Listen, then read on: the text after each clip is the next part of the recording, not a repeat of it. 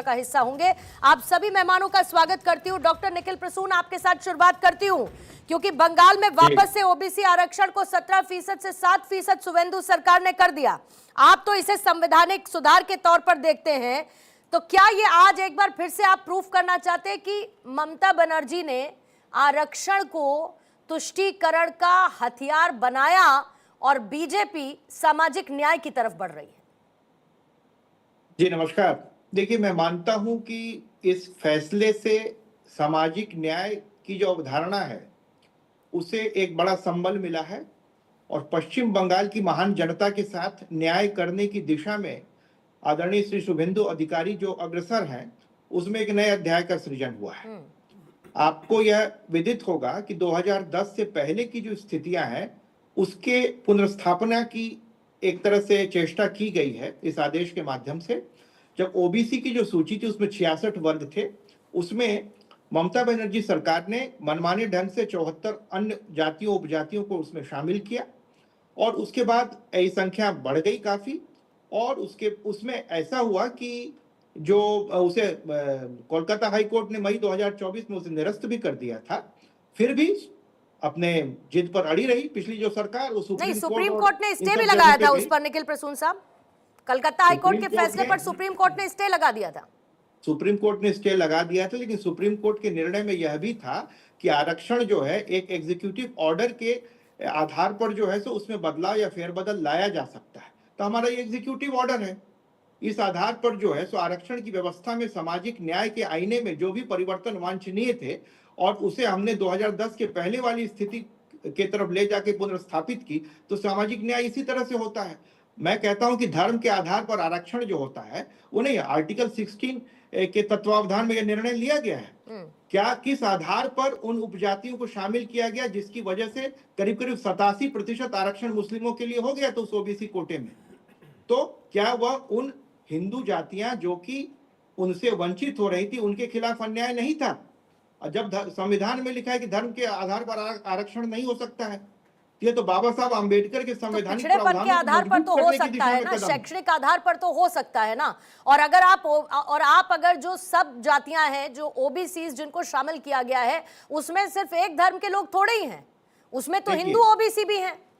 मैं बता रहा हूं कि अदर बैकवर्ड कास्ट और अदर बैकवर्ड क्लास को जो एक तरह से मर्ज कर दिया गया था। इन लोगों का ये कहना है कि क्लास के तत्वावधान में वो एक पर्टिकुलर कास्ट के न होने के बावजूद भी वो आ सकते हैं। इसीलिए 2011 से लेकर के अभी तक और सुप्रीम कोर्ट ने के ही निर्देश पर जो जिस तरह से जो ओबीसी प्रमाण पत्र जो जारी किए गए थे उसे निरस्त करने का निर्णय लिया गया है और फिर से जातियों का एक तरह से फिर से पुनर्मूल्यांकन होगा और जो सही में वंचित है ओबीसी की धारा में उन्हें शामिल किया जाएगा। इसलिए सारे जो 1.5 करोड़ सर्टिफिकेट है उसकी पुनर्समीक्षा का भी निर्णय लिया है। उसमें जो पुनर्समीक्षा में शामिल होगा तब देखेंगे।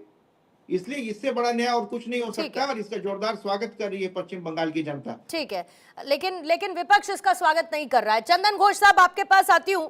ये तो हम मानते हैं कि संवैधानिक आधार पर धर्म आधारित आरक्षण की तो कोई जगह नहीं है संवैधानिक लिहाज से अगर देखा जाए, तो इतनी बड़ी संख्या में एक धर्म विशेष की हिस्सेदारी रिजर्वेशन में ओबीसी में शामिल होते कैसे जस्टिफाई की जाएंगी?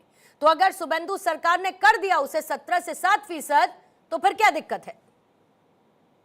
देखिए, ये दिक्कत का बात नहीं है। ये बात जो है, अभी एक सरकार आई है बंगाल में, इनको सोचना चाहिए, इनको रिव्यू करना चाहिए जितना सारे डिसीजन लेना है। इसका बात ये नहीं है अभी एक विधानसभा भी नहीं बैठे। इसका बात ये नहीं है जो चाहे ये एप्लीकेशन कर दे और इससे इसका कोई रिजी रिपोर्ट नहीं बनेगा।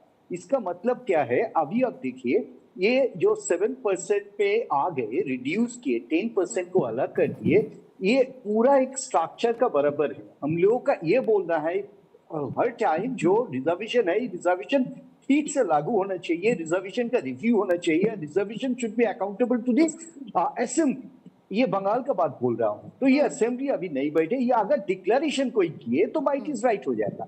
इसमें जो क्वेश्चन आ रहे हैं अभी, रिजर्वेशन सुप्रीम कोर्ट का जो स्टे ऑर्डर था उसमें एक बात सुप्रीम कोर्ट डायरेक्टिव में बोला गया था ये रिजर्वेशन कभी कोई धर्म का नाम पे नहीं हो सकता है। तो हम लोग धर्म का नाम पे बात नहीं कर रहे, तो हम लोग रिजर्वेशन जो कह रहे हैं 66 कम्युनिटीज जो रिजर्वेशन पे आ गए अभी, ये 66 कम्युनिटी पे मुस्लिम जो जनसंख्या है और उनका जो कम्युनिटी है उन पे कितना परसेंटेज रिजर्वेशन हुआ और कितना डिमांड था, ये तो हम लोगों का टैली करना चाहिए। तो ये पॉपुलेशन बेस एक कॉन्सेप्ट। दूसरा बात है, अभी तक सेंसस नहीं हुआ, ये बोला जाता है 21 to 27, इतना बड़ा गैप, ये 27 करोड़ ये मुस्लिम पॉपुलेशन बंगाल में है।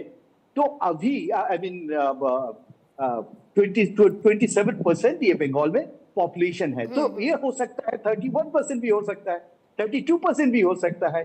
2021 से अभी तक सेंसस नहीं हुआ, तो ये थोड़ा धीरे होना चाहिए था। ये अगर होना चाहिए था तो अकाउंटेबली होना चाहिए था, जो विधानसभा को लेके होना चाहिए था। अपने पास तो ताकत है ना, वो ये अगर चेंज करे तो विधानसभा में चेंज कर सकते थे। तो ये बात ये होता है, जो डेमोक्रेसी जो लोकतंत्र है इसमें ये अकाउंटेबिलिटी होना चाहिए। इतना रश ये अपीसमेंट का हो जाता है। ये नहीं तो appeasement ममता बनर्जी ने जब उसे 17% किया तो कोई उनकी अकाउंटेबिलिटी नहीं थी या उनका कोई भी तुष्टीकरण जैसा इंटेंट नहीं था, आपको लगता है? इंटरेस्टिंग। हम लोग इसका विरुद्ध में, मतलब हम लोग ममता बनर्जी का साथ में नहीं है और मेरा कोई फर्ज नहीं बनता उनको समर्थन करे। लेकिन एक बात आपको बोल रहे पूर्णिमा जी, तब भी हम लोग ये बात बोले और ये अकाउंटेबल था। शुभेंदु जी अभी का जो चीफ मिनिस्टर, तब लीडर ऑफ द ऑपोजिशन थे, लेकिन ये पास हुआ था असेंबली। वही तो बात मैं कर रहा हूँ, वो असेंबली में अगर ताकत से वो अपना समर्थन से वो निकाले, क्योंकि उनका पास समर्थन है, लेकिन एक डिस्कशन का बेल्ट बन जाता है जो लोकतंत्र के लिए अच्छा होता है, ये बोलने का मतलब। ठीक है, वेल सेड। ठीक है, गुलाम सरवर साहब, मुझे ये बताइए कि मुस्लिम समुदाय का एक हिस्सा वास्तव में बहुत पिछड़ा हुआ है, लेकिन फिर भी जब धर्म के नाम पर रिजर्वेशन की डिबेट आती है तो उसमें सबका अपना अपना पक्ष रहता है। बीजेपी अपने तरीके से इसको देखती है, कांग्रेस इसे अपने तरीके से देखती है, AIMIM इसे अपने तरीके से देखती है। लेकिन आपके हिसाब से आरक्षण का क्या तरीका, क्या आधार होना चाहिए? देखिए, हम जिस देश में हैं वो देश संविधान से चलता है। संविधान में सारी चीज़ें पहले से डिफाइन कर दी गई हैं। रिजर्वेशन ऑलरेडी हमारे यहाँ 3 प्रकार का पहले से मिल ही रहा था, OBC, SC और ST। टोटली जो 49.5% की बात अभी आपने की थी, उसमें 15 SC को, 7.5 ST को और 27% जो है वो OBC को। लेकिन मोदी जी ने 10% एक्स्ट्रा जो EWS के नाम पर जनरल कैटेगरी को दिया, तो वो बार भी ख़त्म हो गया कि भाई 49.5 ही रहेगा, आगे भी बढ़ सकता है। और सरकार को ये अख्तियार है, इसका मतलब कि वो इसमें ऊपर नीचे कर सकती है, चूँकि करके मोदी जी ने दिखा भी दिया। पहला सवाल है कि जो 10% EWS का प्रधानमंत्री जी ने दिया है, इसमें कहीं भी रिलीजन का जिक्र नहीं है, सिर्फ अपर कास्ट EWS। 2 शर्तें हैं, मतलब जनरल कैटेगरी के हो और EWS परिवार हो, उसको ये 10% में समाहित कर दिया जाएगा। इसका मतलब है कि मुसलमानों में भी जो शेख सैयद मुगल पठान हैं वो EWS में अपना कोटा पूरा ले सकते हैं। कौन कितना लेगा, कैसे लेगा, ये पता नहीं, लेकिन उसमें कहीं धर्म का कोई जिक्र नहीं है। OBC जो 340 के अंतर्गत है, अनुच्छेद 340 में, उसमें भी कहीं धर्म का कोई जिक्र ही नहीं है। जो 342 शेड्यूल्ड ट्राइब्स को मिलता है, ST को, उसमें भी कहीं रिलीजन का कोई जिक्र नहीं। वहां पॉलिटिकल रिजर्वेशन भी मिल रहा और मुसलमान भी ले रहा। उसके लिए मैं एडिशनल बता